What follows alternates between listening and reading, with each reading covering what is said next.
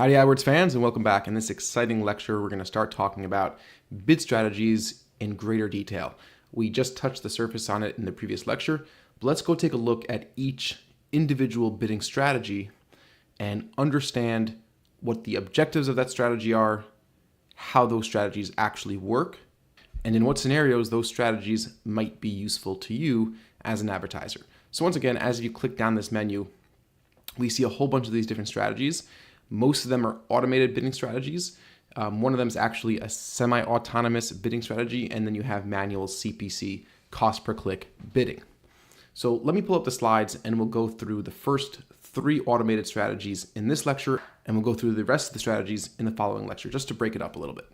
Over the last year or so, a lot has changed with bidding strategies. It used to be much simpler. You had manual CPC bidding, conversion optimizer, and essentially that was it.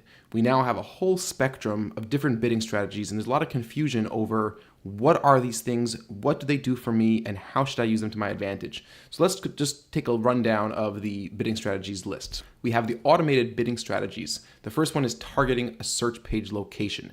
The second strategy is target CPA. CPA stands for cost per acquisition.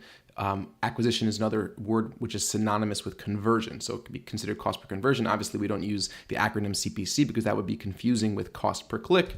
Target ROAS, which stands for return on ad spend, not to be confused with ROI, which is return on investment. They're two very separate things, and we're going to get into that in much greater detail later in the course. Target outranking share. Maximizing clicks, that's, if you remember, that's the default strategy AdWords pre-selects for us. We have our manual bidding strategy, which is manual CPC, and we have our semi-autonomous bidding strategy, which is manual CPC with enhanced CPC enabled. This is also considered eCPC, enhanced cost per click bidding. Let's go take a look at all of these in greater detail. So the first thing we're going to look at is targeting search page location. So what's the objective of targeting search page location? The idea here is to really increase brand awareness by having our impressions show higher on the SERP. SERP stands for search engine results page. That's what happens when you type something into Google and you hit enter, you land on the SERP. Increasing your CTR, which is your click-through rate, is also an objective for this bidding strategy. But the idea is you want the keywords that you're applying the strategy to, or the campaign or the ad group that you're applying this strategy to make sure that these ads are showing up either on the first page or at the top of the page. You're going to be able to choose one of the two when you're setting up this target search page location bid strategy. So that's the overall objective. It's really not about cost per click. It's not really about how much money you make from your ads. You want that awareness. Some people in the industry would refer to that as brand lift. How does it work? Google's going to take control of your keyword level bids, the bid for each keyword. You're not going to set a keyword level bid. And they're going to try to win as many top of page or first page auctions for your predetermined daily budget. Remember, this is always capped. All these automated bid strategies will not spend more throughout the day than what you tell Google you're willing to spend throughout the day. That always remains the same. That's a constant throughout every single type of bidding strategy. You always set a daily budget for the campaign. And remember, and we're going to go through this again, daily budgets are set at the campaign level. Now, you could apply this target search page location bid strategy to a specific ad group within a campaign, and it would apply to all those keywords inside that ad group, or using portfolio bid strategies, and we're going to talk about portfolio bid strategies in more detail. You could create this strategy just for a select number of keywords inside any given ad group. So it's pretty interesting and pretty flexible stuff.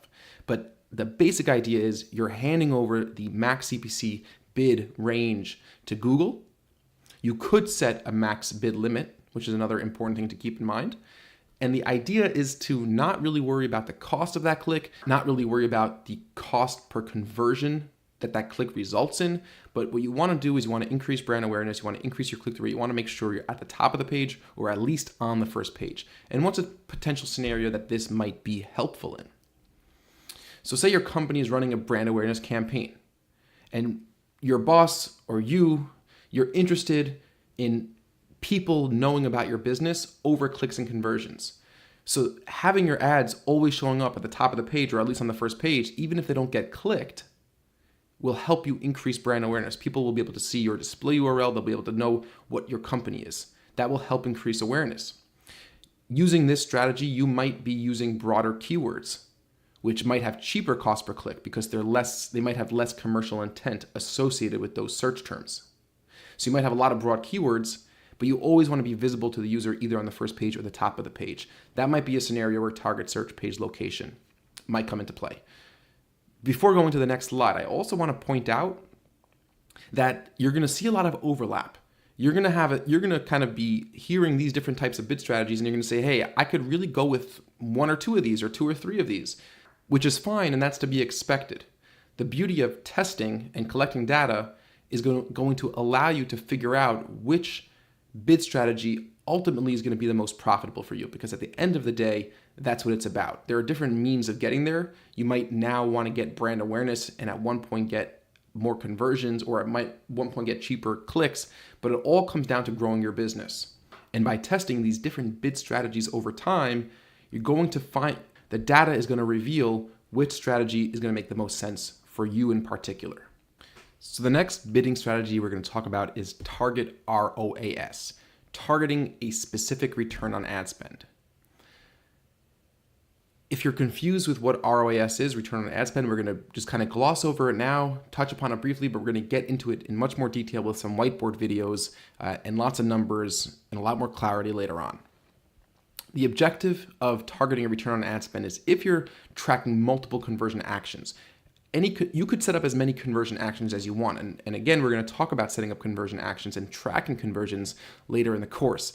But for example, an e-commerce sale, somebody checking out and buying an item online, that might be one conversion action. Somebody calling you from an ad might be a conversion action. A form submission is another typical conversion action. And each conversion action will likely have a different value to your company. A phone call is usually not worth the same as a form submission, and a form submission is not always worth the same as somebody buying a product on your website. Targeting a return on ad spend is going to aim to bid based on how much money you want to have returned to you after investing that money in ads. So you're not targeting a cost per conversion. You're not saying, I want to get these form submissions for $100, but rather you're saying this form submission is worth X, and I want to have a 300% or 200% times return on that value of the conversion.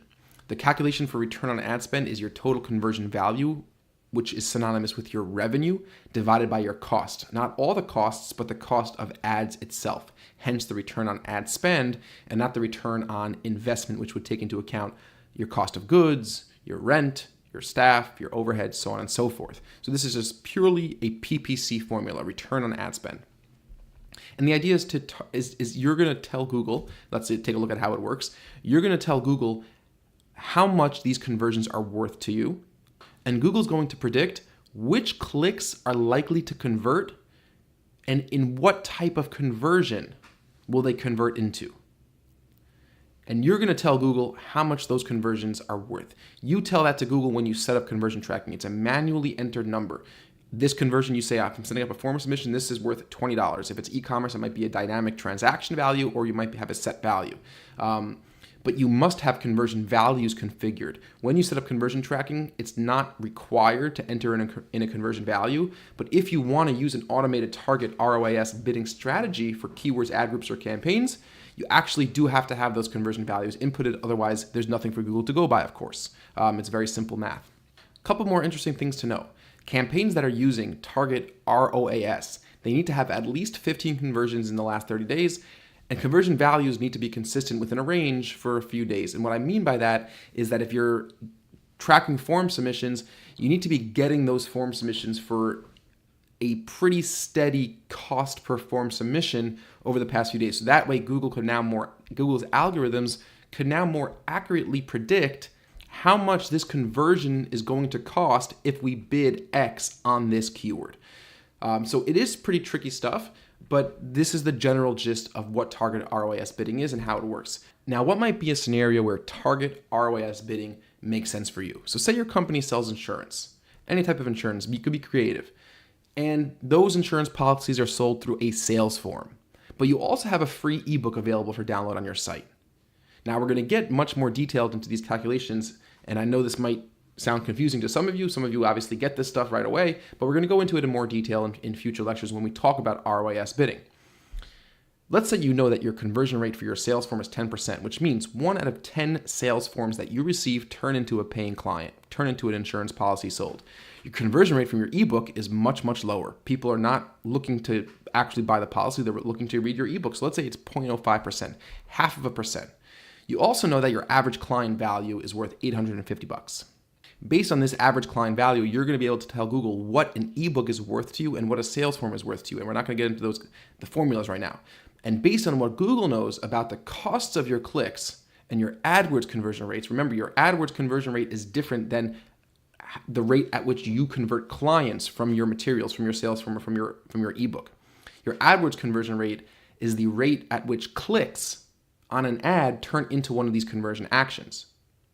So remember that distinction, it's very important. Based on what Google knows about your clicks and your AdWords conversion rates for each of these different conversions, they're going to try to hit your target ROAS. Now, the big question mark looming over this entire slide is how do you know what ROAS you need? What return do you need to be profitable? That's a question we're not going to answer now, but I promise we will deal with that in future videos. In fact, that video has already been recorded, so I could really guarantee it.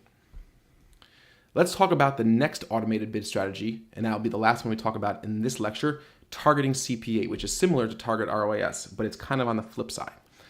Targeting CPA is targeting a cost per acquisition. You're not targeting a return on your investment or return on your ad spend. You want to get conversions for a specific cost. The objective of target CPA bidding is to let AdWords or to have AdWords attempt to get you as many conversions as possible for your target cost per acquisition. To you, the cost of the click doesn't really matter in this bidding strategy. As long as you're getting clicks that convert at a profitable cost, business is going to grow. How does target CPA bidding work? Google's going to predict which clicks will convert and how much it will cost that click to convert.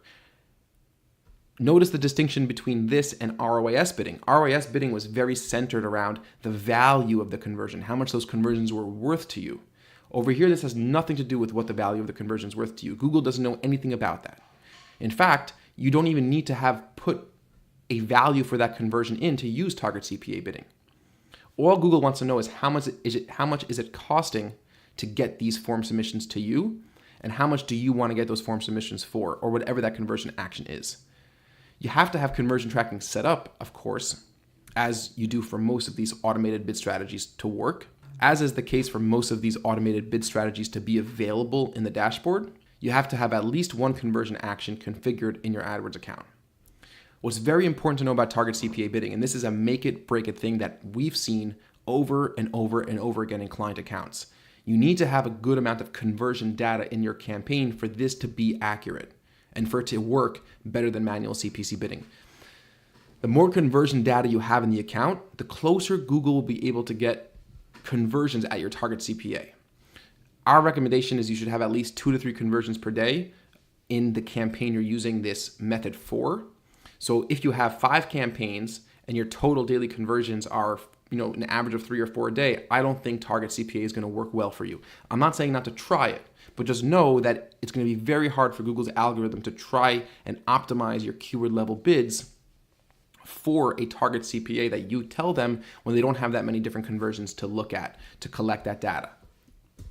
What scenario might target CPA be a really good idea for? So let's just say you're a plumber and you have one conversion action on your website. It's a form submission, or it's the one conversion action that you're tracking in AdWords. You know from your own data, similar to the case we had in the previous slide with target ROAS, you know from your data that you're going to close 1 in 5 forms into an actual client of yours, right? So that would be a 20% form conversion rate. 1 in 5 is going to be a 20% conversion rate.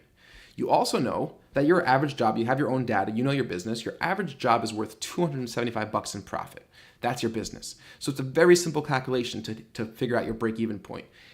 Using those two numbers, a 20% form conversion rate and the fact that they're worth $275, in order for you to make money, you need to get form submissions for less than $82.50. You just do $275, which is the profit, multiplied by 20%, which is your conversion rate. That gets you to 82.50. If you get forms for 82.50, you're going to be breaking even. If you get forms for $82.65, you're going to be losing 15 cents on every job. So you need to be getting form submissions for less than $82.50 in order to make money. What that number is up to you. You might be okay with breaking even to win more clients. You might say, hey, I need to make X amount of dollars per job, so I need to get my form submissions for $30 each, right? So that means my cost per client is going to be $150. And I'm going to make $125 on the deal. So it's all kind of up to you and your business metrics and your business numbers, but that might be a typical scenario where you could come up with a target CPA and test target CPA bidding. And I would definitely recommend trying target CPA bidding once you have your account rolling, once conversion tracking is set up and your sure is tracking profitably. It could yield some really cool results. We've seen it happen many times. In the next lecture, we're going to talk about target outranking share. I know this is probably like an overload of information, but just you could review it, let it sink in. It's not a big deal. You don't need to remember each one of these off the top of your head. You don't have to memorize these different bidding strategies. You're only going to end up using a couple of them. You're going to start off using manual CPC bidding anyway. If you have an account that you're learning about that has a lot of historic data, you're going to start off with just kind of testing one of these two. You might test target CPA, you might test target ROAS, you might want to outrank a competitor, but it's all going to be solidified as the data rolls in from your tests. So don't let this become overwhelming. We're going to finish up the rest of the bidding strategies in the very next lecture. I appreciate you guys sticking with me through all of this, and I'll see you guys very soon as we talk about targeting and outranking share.